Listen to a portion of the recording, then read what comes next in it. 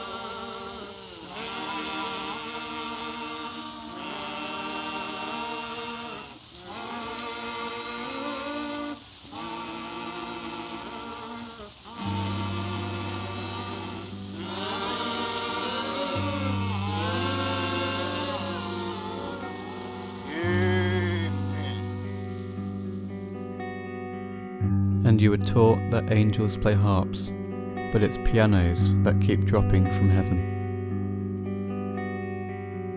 And it started 4 weeks ago, and they've started building bunkers to protect you and your ears, because now the end of the world is soundtracked by constantly crashing ragtime, which is not a sad music. And you can barely hop to the sandwich shop without seeing 4 jiveless idiots get crushed by the falling instruments. One of those idiots happened to be your neighbour, Duncan, and the cluster chord that sounded as his body was deleted reminded you of a stage song from Wicked. And last week someone sampled the noise Tom Cruise made when a keyboard hit him on the red carpet. And now it's all over hip-hop. And a fast remix with added bass is giving most of its earnings to building piano-proof shelters in Canada. And you start to think, maybe something really has to be done.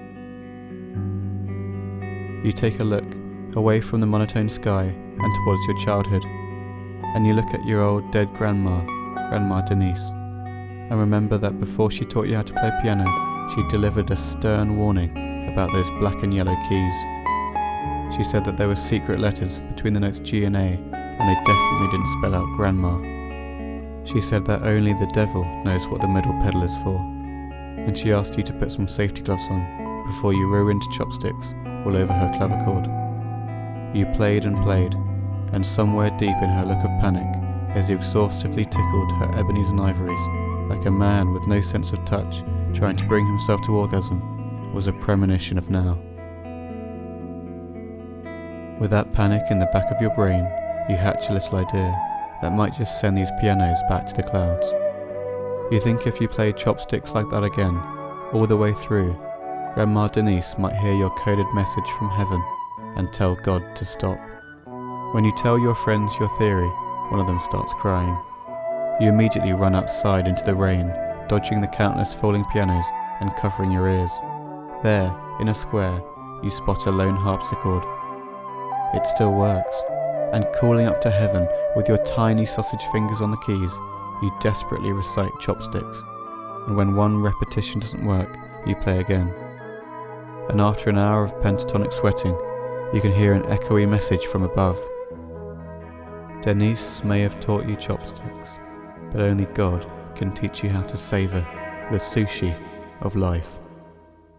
A single tear falling from your face splashes heavily on a warm key called C. And by the swinging mighty blade of Jesus, it was such a heavy plop that as it thumped that C, it produced the most modest, most gorgeously cordial finish chopsticks could have ever wanted.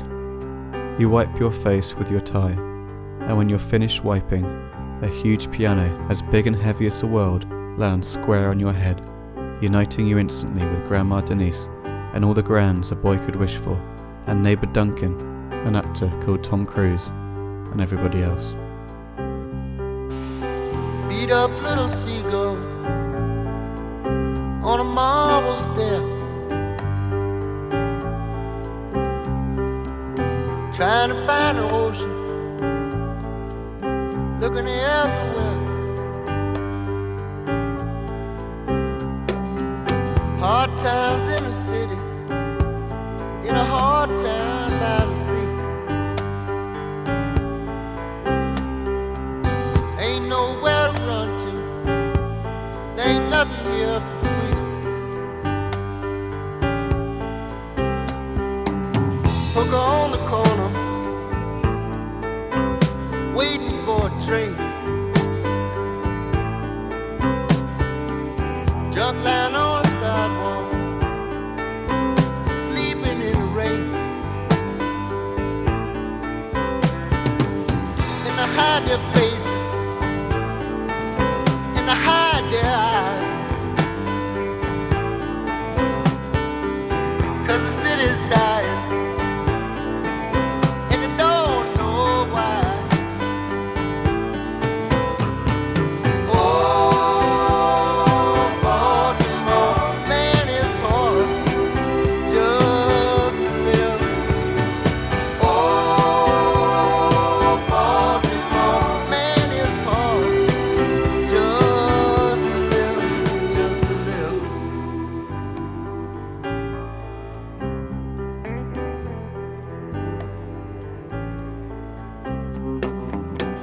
My sister saying it, my little brother Ray, by a big old wagon to haul us all away. Live out in the country where the mountains high. Never come back here till the day I die. Oh, Baltimore, man, it's hard just to live. Oh, Baltimore, man, it's hard just to live.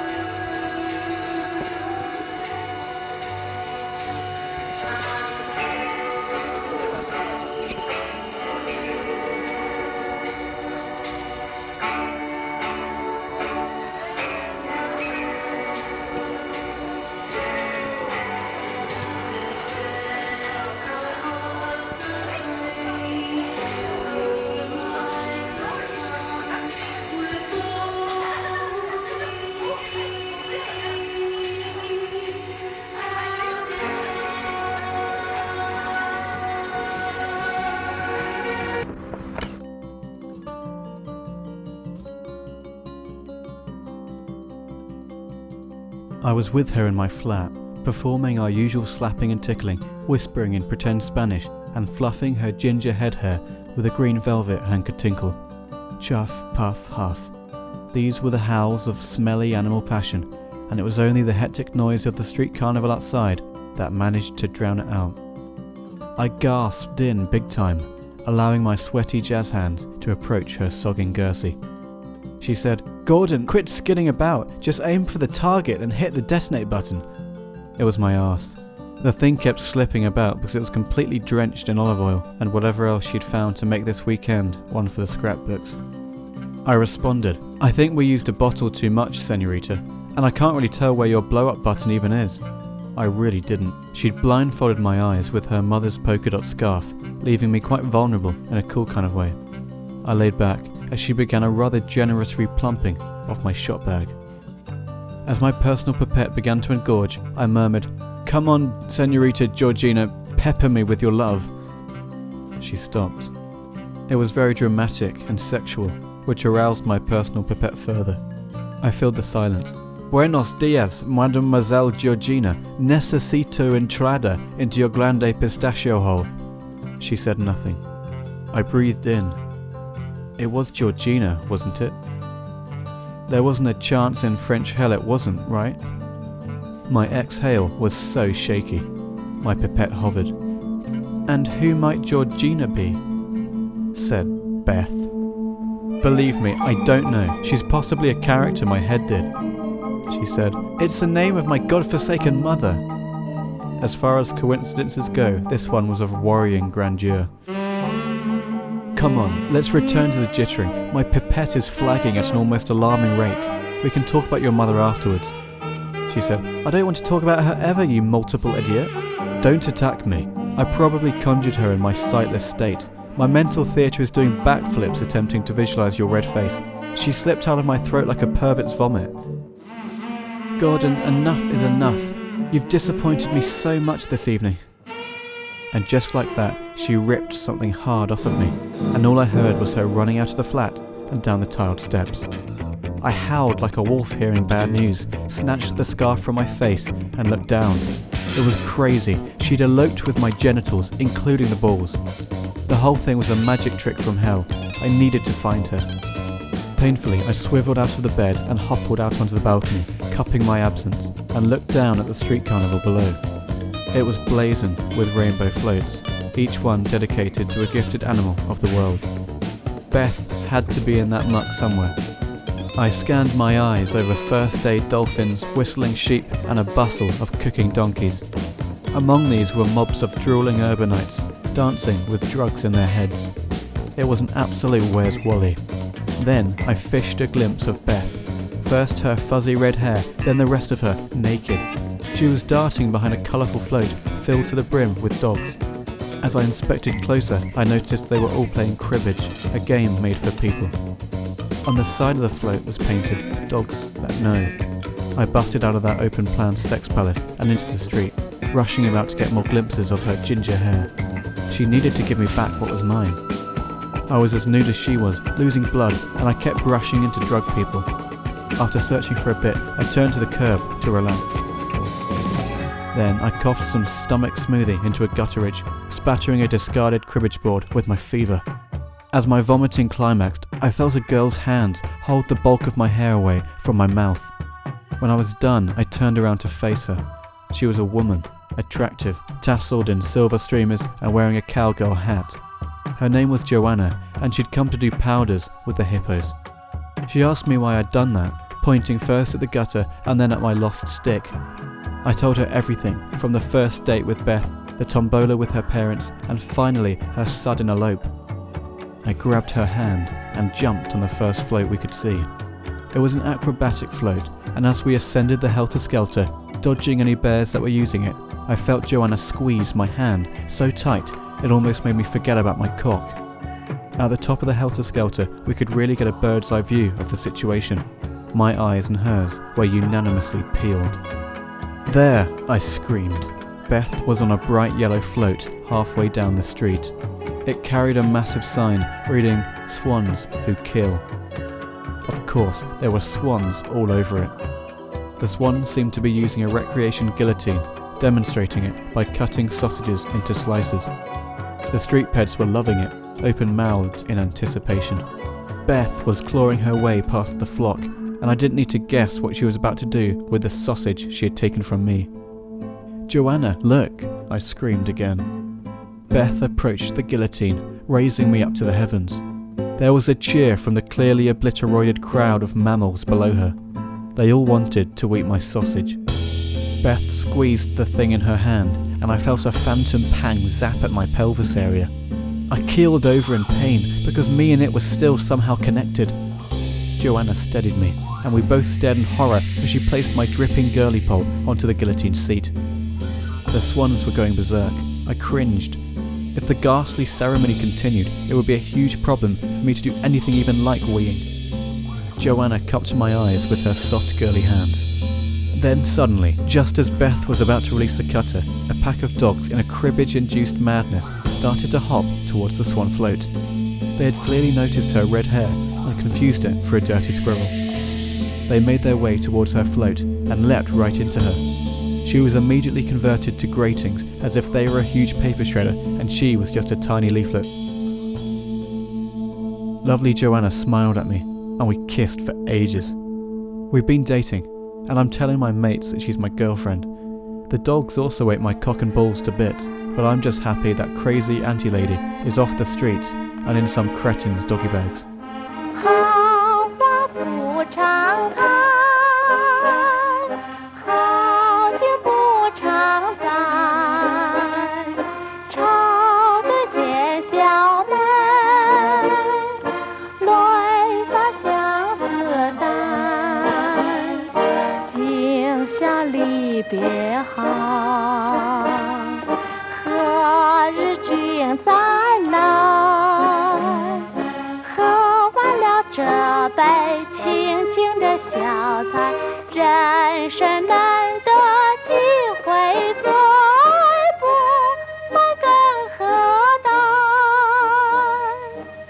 来，喝完了这杯再说吧。今宵离别后，何日君再来？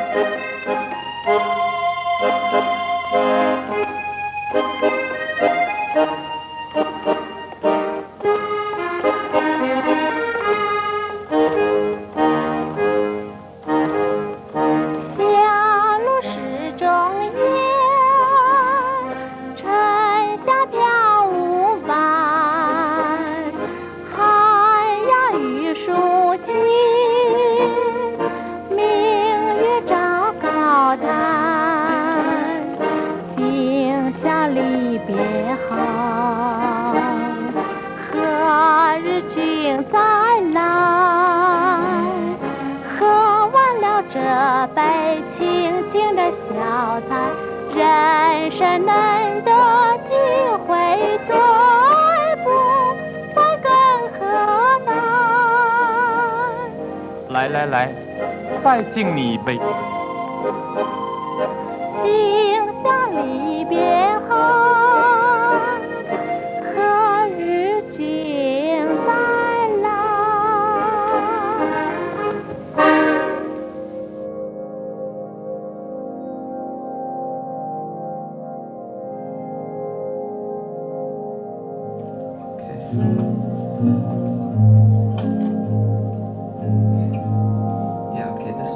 ？This one you can sing on too. I think it might be the last.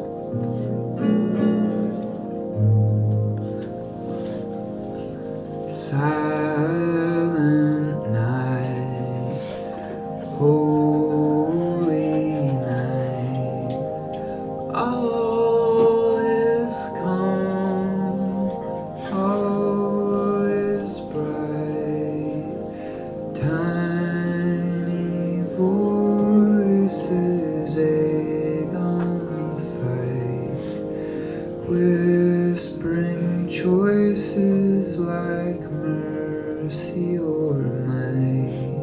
Well, outside the wind through the trees roars that my war's a disease.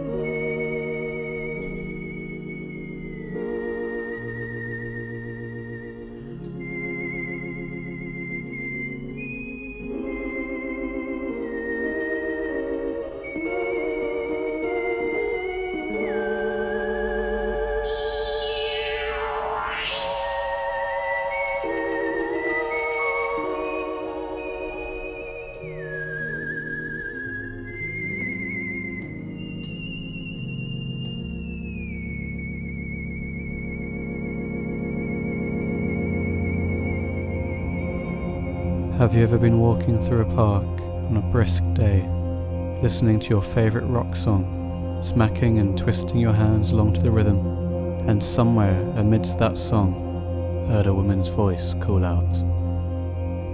You slowly remove your headphones, checking to see if anyone else is in your section of the park, but there isn't. You start to really freak out. There are no girls in this band, and songs don't really corrupt anymore. She must be in the music. As you rewind the track and listen closer, you hear her again, saying something different this time, somewhere buried between the guitars. And she keeps on talking, and whenever you pause, she stops. There is a Welshness to her accent, and she's not happy. One day you catch her behind a 60s rock fuzz curtain, calling you a dozy prick. And you could switch her off if you weren't so in love with guitars. And your big collection now sits under her ghostly conversation, and she's getting louder. But when it calls for you to drown her out by adjusting the volume upwards, it just makes your thyroid vibrate and hurt. You try to mix her up a little bit, shuffling your playlists to confuse her, listening to music not made for normal ears. Her patterns begin to emerge. Whenever you play rock music, she talks, and whenever you play electronic music, she cries. It must be something about the layers, you think, but it's whenever you play jazz music that she really reacts. The first time you play her a Davis or Sanders or Ra, she screams, and the wilder the horns play, the harsher her screams become. And you think you might kill her if you just played her enough of these chromatic notes out of order and all together. And if she died, you could get back to listening. An evening is picked, and lying in bed, playing 4 jazz beats at once through your laptop computer, you hear her begin to panic, screaming your ears off from the inside in. You open your eyes, watching your headphones raise above your face and towards the ceiling. Through the phones, the she-evil whispers something properly audible for the first time, and untrained and gentle. I'll live in someone one day. I just need to find someone who hates jazz as much as I hate you. A bolt of dangerous blue electricity crosses from the left cup to the right, and a scream louder than a line inside a nuclear bomb sends them apart. In the smoke that she leaves behind, an image of a huge woman eating smaller women and little pianos appears, before dissipating into nothing like a cough in space. And as you listen to your new favourite rock song and think about it all now, that image of the woman's teeth clattering silently against the ivories and ovaries will never not be burnt deeply into the plasma swell of your eye theatre.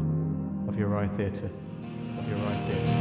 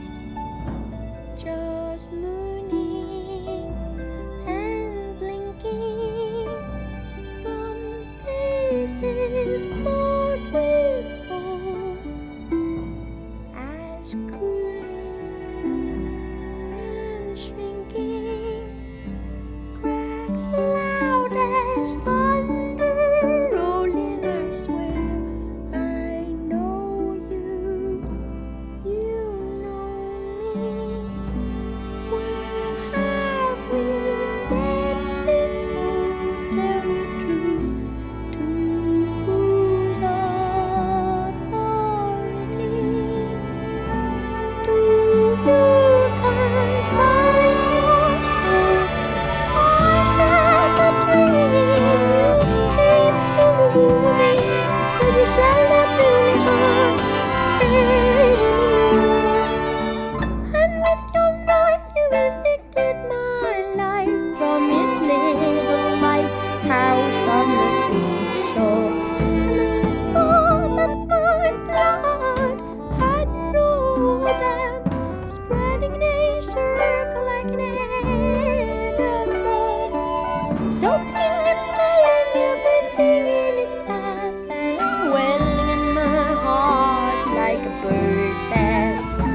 It is too short, the day we are born. We commence without guiding, trying to serve with the heart of a child. We shall lie with the lion.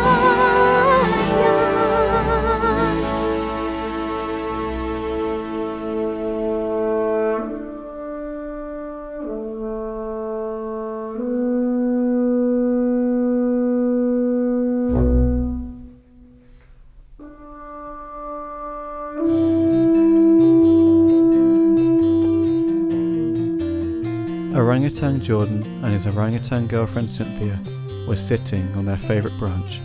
It wasn't the highest in the jungle, but it was the prettiest. Sun darts were shooting beautifully through the canopy, lighting up the different bits of their faces. Speaking in fluent Apish, Cynthia asked, "If you could be any human, my love, who would you be?" Jordan licked the juice off his big mouth. "I'd be a man, I guess." "Yeah, same," she said. "Or maybe a pilot." They both watched the birds for a bit. A bored Cynthia began, "I want to play a game. Hold on to my hands and I'll dangle you off this branch." Jordan's heart began to produce stress. I'm not sure, Honey Pickle, you know how I feel about games." "Come on, you can trust me, can't you?" Jordan didn't want to disturb her image of their love, and after all, she was a very strong monkey. They held hands. Hairy Christ, how they were soft. His beautiful girlfriend, lowering slowly, held Jordan high above the jungle floor, and leaning her face into his, she whispered, "I think I love you, Jordan. But you probably know this. You're the only monkey I can really..." Very suddenly and madly, she let go of Jordan's hand, did a face, and now Jordan began to fall. The game was over. The fluffy orange lump fell for what seemed like 3 seconds, before slamming into a branch, and then another branch, and so on. The tropical sticks were breaking his fall, but as each one whipped him, big tufts of his body hair were being snipped off. After an excessive amount of whipping and snipping, he landed safely in a leaf pile, which a dime a dozen in the jungle, because of all the trees. Cynthia was somewhere above. Why had she dropped him? Had she fallen out of love with him? Jordan rubbed his head so that he could think about all of this, stumbling into the realization of his baldness. He'd been fundamentally Brazilianized, eyebrows and all. He looked down at his hairy clumps on the jungle floor and then at his skin. It looked like raw chicken. He continued to rub his head. Oh, Cynthia, how? Perhaps, Jordan thought, she was telling him that he had to become a better monkey. This was all possibly symbolic, or worse. A better monkey. He dusted the remaining trimmings off his shoulders and made his way west.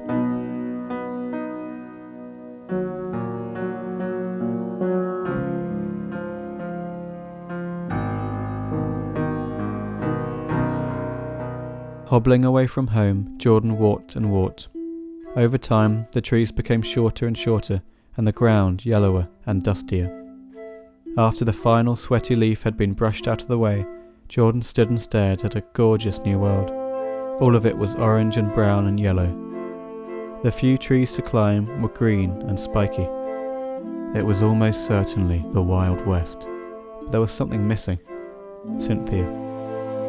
The sad, bald plop kept walking past bison skulls and occasional fences before happening upon a little town. In bright yellow and red letters, it introduced itself. Sorkham, a town of sweetness. There was fun piano music coming from the main avenue, so we wandered over and found its source, the saloon. Above the door was a large sign, reading, "No animals allowed, owners will be humiliated." It was a good thing he couldn't read. He brushed open the swinging doors. The townsfolk looked up from their cowboy lunches as one of the most freakishly ugly men they'd ever seen, wearing nothing but the skin God had given him, strutted in. The fun piano music stopped. Jordan surveyed the scene as confidently as a naked monkey can. It seemed to be lunchtime, which for most of these cow people seemed to involve lots of sweets. There were strawberry lassos, Coca-Cola cactuses, and American-style fried eggs. Nude Jordan clambered like a drunk toddler onto a stool, and kept his head down and his willy covered. Sheriff Rugus, a large man, wandered over from a corner and palmed Jordan's shoulder. "Sorkham isn't a place for funny business, sir. We wear chaps here. Put some on, or you'll have to say hello to my friend." He showed Jordan a small drawing of a gun. Jordan began a gulp. As his gulp reached his lungs, and the sheriff mimed a revolver with his fingers, a lady at the bar turned away from her candy love hearts and towards the freak bag. She said, "Tom, leave the man alone. He's clearly delirious." She flicked her heart towards Jordan's head, and it spun straight into the lippy door of his mouth. As he chewed, the feeling of the sugar heart flustered his own. They both smiled, and the sheriff left them to it. The lady started talking. "I'm Roseanne. What's your name?" Jordan could just about understand her, having often listened to human lovers go for walks in his romantic forest home, but he'd never tried to speak it before. He looked confused at the woman, before saying, "Jordan." She looked a bit upset by this. "I'm sorry, it's not your name. It's just my face can't hide my feelings. You remind me a lot of my husband, Dennis. He was recently killed to death by trampling. It was 1,000 cows. He was paralysed from the ankles down and died soon after." Jordan stared at his feet. "The kids miss him so much. Anyway, you look like you need work, and I've got a factory in town. There's a room in my house you could stay in too. I'm a sugar woman. I make sweets." She was a sugar woman. Roseanne was the town's saccharine matriarch, producing most of what the town ate. She was region famous, and her oldest child would grow up to develop what we now know as splendor, though that's a story for another time. Roseanne believed this great ape, or grape, to be maybe the saddest man she'd ever looked at. Perhaps he could be of cheap industrial service to her. She welcomed him into her life. After Roseanne's children had finished crying, Jordan's introduction to the factory had gone well. They made molasses, the brown liquid you put in white sugar to make it more brown, and Jordan's big arms lent themselves to stirring the huge molasses cooking pot before it was cooled and hardened. The nervous Jordan had accidentally dropped the stirring spoon into the mixture a few times, and Roseanne was quick to warn him not to go in and grab them. "Don't get too close to that vat, it's very hot and would leave you burnt to a crisp like a thin potato in a fire." This didn't deter Jordan one bit, because he was a monkey, and so off he went stirring madly in his downtime from urinating and masturbating in various corners of the factory. He slept in a room in Roseanne's huge house, was fed sweets for his meals, and was fitted with some chaps and a hat to blend in. He did this for a year, and his hair didn't show any signs of coming back. The only thing that would stir him from his job were his longing memories of that gorgeous Cynthia, memories that seemed stranger and stranger the more he asked himself, why had she let him fall? As the days went on, as they do, Jordan began to forget his jungle beginnings. The colourful fruits he'd loved in the jungle were being replaced with tiny imitations, little sugared apricots, cherries, strawberries and watermelon slices. Roseanne even invented a new imitation sweet just for Jordan, which are now commonly referred to as foam bananas. God, if real bananas were the gateway, foam bananas were the adjacent paddy field you could endlessly dance in. Their little yellow ridges, like those of a wooden percussion frog, sent machine gun reverberations around the cavern of Jordan's throat. A dribble goatee, always drying in the warm Wild West sun and always wetting for more foam bananas, became a staple of the ape's face. Now, love, as it will to all of us, struck violently. Jordan's presence around the factory hyper-pumped Roseanne's trampled heart with a million syringes, filled to their brims with biological Capri Sun. Every morning, his entrance cued an injection of beautiful love that she had missed since her Dennis had died. He seemed to get on well with the children, and her chatty complex intersected wonderfully with his mostly silent demeanour, seeing such that he couldn't speak any words properly. When Jordan did open his hairy goblet, perhaps grunting approvingly at his delicious sweets for dinner, it usually left a happy smirk across Roseanne's face. Dennis had loved tucking into food too. She was very happy, but she wanted more. It happened one evening after an exhausting 3-hour molasses curdle. Jordan's arms were weaker than a deaf dog's woof as he trudged back to the spare bedroom of Roseanne's house. As he smashed open the door, he raised his face curiously. Roseanne was in the wrong bedroom, and she looked very different tonight. She was splayed dramatically over a pallet of toffees, feet in the air, and only had a draped apron on to cover her. She whispered, "Come closer, friend. I've got some crumbs of sugar stuck to my anus that need wiping." Her pelvis was poised to welcome his gargantuan gorilla Dick. The orangutan, unsure of what to do, stumbled over and used the opportunity to innocently lick a bit of jam off her ear, but it was all it took. In Roseanne's watery eyes this was deeply erotic, and she began to kiss him passionately. His mouth was so big he was practically eating her head, but she didn't mind. She got up from the pallet, removed her apron, and asked Jordan to do the right thing. Jordan didn't know what that meant, so he went outside and did some scratching. It was now a week since their first quasi-erotic voyage. Since then, at every opportunity, Roseanne would attempt to pop-rivet her round waist onto his. It was quickly becoming tiring for the ape to deter her. He adored her foam bananas and the little hat she'd given him, but nothing about her face or body interested him. Instead of advancing, he would look down and continue his stirring. Today she was wiggling rhythmically around the molasses pot, trying not to let its furious heat ruin her cabaret dance. The steam was rising through her billowing folds, making her very red and sweaty. Jordan focused his attention on the lasses he could understand. Roseanne crept behind him, holding onto his spoon, and began to moan evocatively. He became incredibly tense and stiff in all the wrong places. Ah! He accidentally dropped the curdling spoon and watched it slowly sink into the steamy brown pool. The sugar lady immediately reached in to grab it so that she could orient her bum around his, but in her attempt she accidentally fell in. "Ah, Jordan, help me out of this sticky vat, I'm cooking," she moaned. Was this another ploy? The smoke coming out of her ears said no. Jordan quickly swooped his long arms in, burning them slightly, and plucked her successfully from the pool. Drenched and crying, she aired herself by the factory door. Jordan had never been so anxious in his life and walked out into the street to breathe. Miraculously, just as this was all happening, a huge tumbleweed had been rolling quickly through Sorghum. It had been ignored by the townsfolk so far because they were all having sweet lunch in the saloon, but Jordan saw it, and he didn't need glasses to see that this tumbleweed was orange, unusually orange. Could it be? Surely not. The hairy floor situation he had left in the jungle had amalgamated over a year into a rotating death sphere, with him as the target. His trimmings were rushing straight at him with full force. He panicked, knowing the danger to his well-being if he was struck, how he'd be revealed as a complete and utter monkey. He dodge-dived behind a barrel, and just as he did so, Mrs. Roseanne, covered from head to toe in hot treacle, walked out of the factory and immediately into the sphere from yesteryear.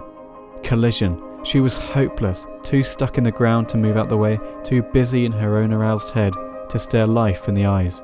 The hair mattered to her perfectly, and she looked negatively ape-like. She screamed across all of Sorkham. It was Sheriff Rugus who first left his lunch to see what the fuss was all about. The rest soon followed. If curiosity had killed the cat, only God knew what disgust would do to the orangutan. Sheriff Rugus began. "This creature is unacceptable. Did they not read the sign? This is not a town for monkey business. This is a sugar town. It's a town of piano playing and mysterious strangers arriving out of nowhere, with no room for smoothies or whatever you're trying to peddle." It was agreed in minutes that the appropriate action would be to torch her senseless with fire. Surrounded by her customers, Roseanne died like a footballer, kicking and screaming. The molasses on her melted and burnt gloriously in the blaze. She caramelized like heaven on a stick, and most folks in Sorkham would be fibbing such if they weren't a little appetized by smelling her meat toffee sizzle and pop under that warm evening sky. Jordan spotted his stepchildren in the crowd.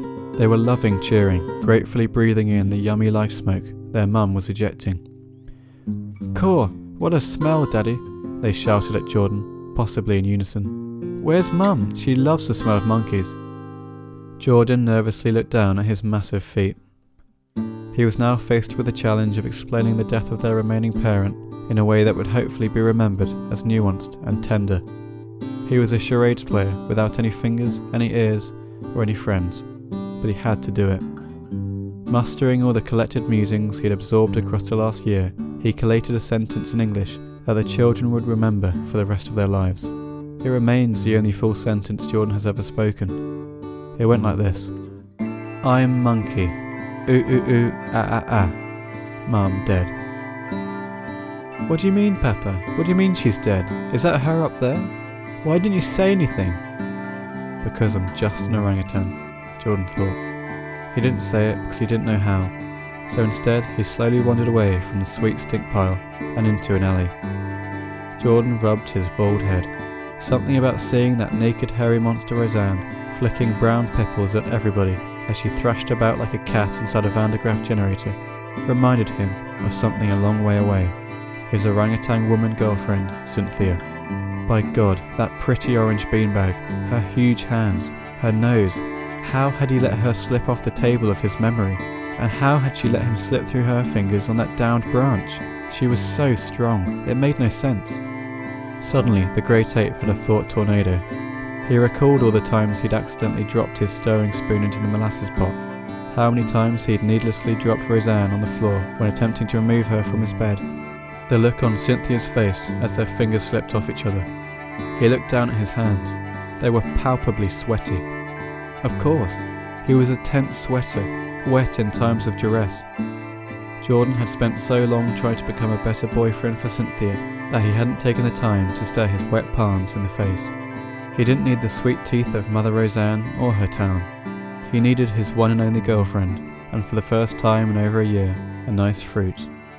He called out into the night, an incredibly loud coo that was moody in nature but beautiful.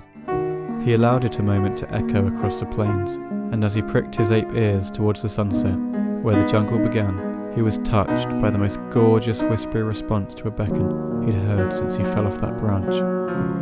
Jordan dipped his sugar-covered paws into the dirt, aimed his face at the sun, and dashed at love.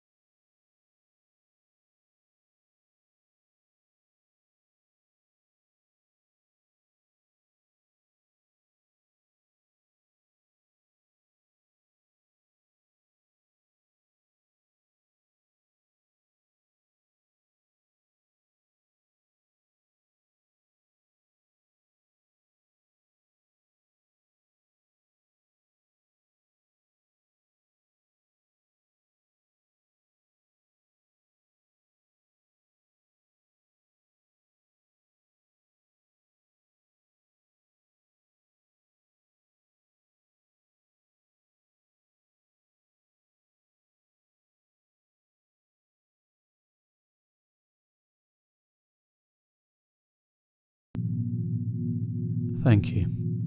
It's nice to have you again in my arm, and Merry Christmas.